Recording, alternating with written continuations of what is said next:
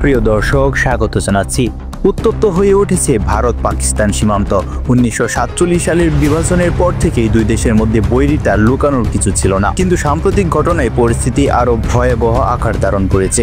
এবার আর সীমিত সংঘর্ষ নয়, পাল্টাপাল্টি মিসাইল হামলার খবর পাওয়া যাচ্ছে। পাকিস্তানের সেনাবাহিনী জানিয়েছে, ভারতীয় সেনারা গত 25 এপ্রিল 2025 তারিখে পুঞ্চ সেক্টরে একটি সামরিক ঘাঁটিতে ক্ষেপণাস্ত্র হামলা চালিয়েছে। এর পাল্টা জবাবে পাকিস্তান 27 এপ্রিল নাসর শর্ট রেঞ্জ মিসাইল ছুড়েছে জম্মু অঞ্চলের দিকে। ইতিমধ্যে সীমান্ত এলাকায় ভারত মোতায়েন করেছে 70,000 সৈন্য এবং 300টিরও বেশি ট্যাঙ্ক।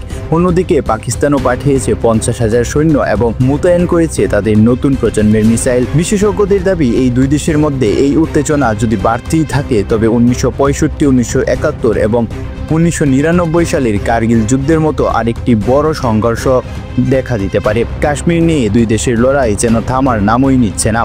ভারতের অভ্যন্তরীণ রিপোর্ট বলছে, মোদী সরকার কাশ্মীর সংবেদনশীল এলাকা নিজেদের নিয়ন্ত্রণে আনতে চায়।